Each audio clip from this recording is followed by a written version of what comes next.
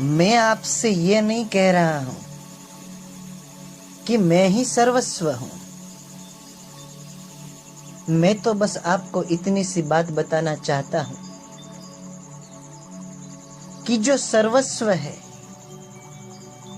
उसे आप जाकर मिलो। जो सर्वस्व है उसके प्रेम में तुम डूब जाओ। जो सर्वस्व है इस पूरे संसार का, इस पूरे विश्व का,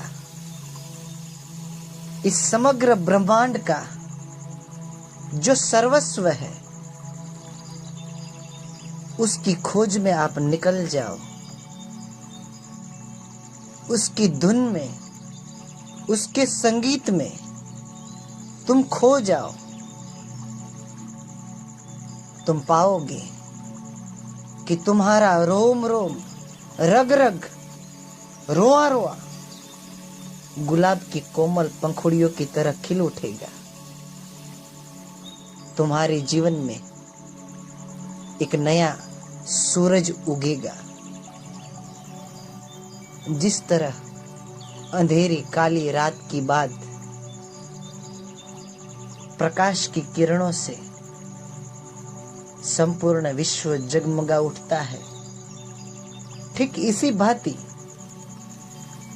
काली रात की तरह तुम्हारा अज्ञान है। काली रात की भांति तुम्हारा सूक्ष्म मलिन अहंकार है। उस काली रात की भांति तुम्हारी वासनाएं हैं। उस काली रात की भांति तुम्हारे सारे मलिन अवगुण हैं।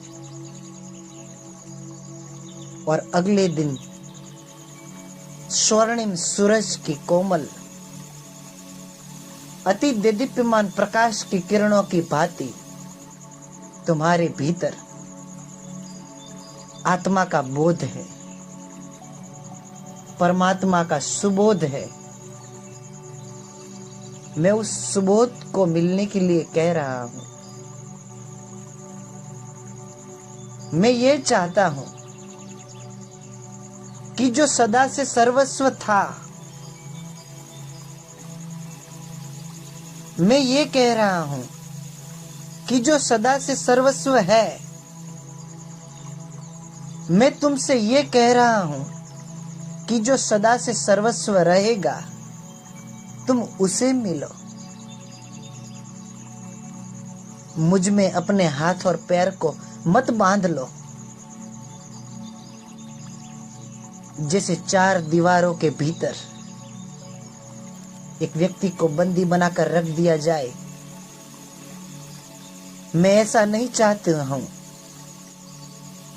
कि तुम भी धर्म गुरुओं में, किसी व्यक्ति विशेष में इन चार दीवारों की भांति बंधे रह जाओ। मैं तो ये चाहता हूं कि तुम एक गगनगामी पक्षी बनो और उतनी ऊंची उड़ान भरो जहां से तुम सब कुछ देख सको। मैं तो ये चाहता हूं कि सदा के लिए तुम्हारा आना और जाना मिट जाए, बंद हो जाए ये खेल, समाप्त हो जाए ये सारे बंधन। मैं तो सिर्फ इतना ही चाहता हूं कि तुम सर्वस्व में मिल जाओ, सदा के लिए, अनंत काल के लिए, अनंत युगों के लिए। मैं तो बस यही चाहता हूं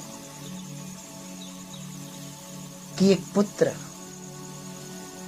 मेले में बिछड़े हुए पिता को मिल जाए। वो पुत्र सदियों से न मिला है अपने पिता को।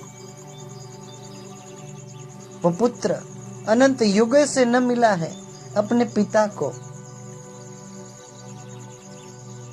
ध्यान की विधि के माध्यम से मैं तो बस इतना ही चाहता हूं कि वो पुत्र मिल जाए अपने पिता को और जी ले अपनी जिंदगी। मैं तो सिर्फ इतना चाहता हूं कि तुम शुद्ध नित्य चैतन्य हो जाओ।